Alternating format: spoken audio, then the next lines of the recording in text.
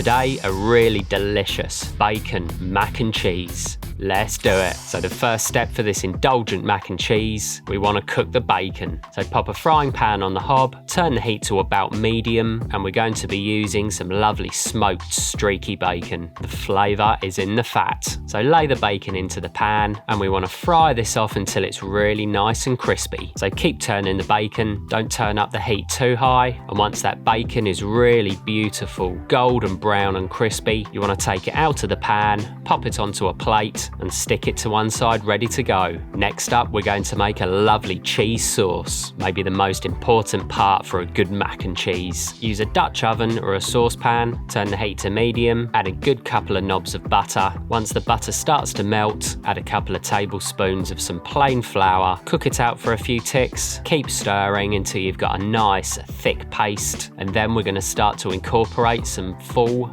fat milk. Add a splash of your milk, give it a stir, and repeat until you've got a nice creamy white sauce. You want to take a nice big large mixing bowl and a box grater, and the first cheese, we want some extra mature cheddar. Grate the cheddar out into a bowl, be nice and generous, and then we want equal amounts of some pecorino romano. So use a hydroplane, grate out that pecorino, give it a quick stir in the bowl, and then you want to chuck the cheese into the white sauce, stir it through, keep it on a low heat until it's beautifully melted, and you'll have a really nice thick gloopy cheese sauce. Add a touch of seasoning to the sauce, stir that through, then you want to pop the sauce to one side while we cook our macaroni. So pop a nice big pan on the heat, turn the heat up high, pour in some water, bring the water to the boil and season generously. We literally want the water as salty as the sea. Then our dried macaroni pasta, chuck that straight in, and we want to cook this about 2 minutes less than it says on the packet. We want to keep it nice and al dente because we're going to be baking this off in the oven. At this point, preheat your oven to 180 degrees, and then when your pasta is perfectly al dente, you want to remove a little cup of the pasta water to finish off our sauce. Drain the pasta, chuck it into a pan, add the cheese sauce and keep stirring it through. Add a good splash of that pasta water. We want the pasta quite saucy. You may have noticed I've not added any bacon. For me, I like the bacon to be really nice and crispy to add some texture to the creamy rich mac and cheese. So I basically just sprinkle the bacon on at the end. This is up to you. You can add a handful now if you want. This is really down to your preference. This is just the way I do it. And then you want to ladle that out into a baking dish. And next you want to pop your mac and cheese into the oven, and we want to bake this off for about 15 to 20 minutes. After about quarter of an hour, the mac and cheese will be ready. So really quickly take your bacon, dice it up really nice and fine into some beautiful bacon pieces. Get your mac and cheese out of the oven and finish with a good sprinkle of that crispy bacon. There we have a real indulgence, a real treat. So give it a try, and I'll see you next time.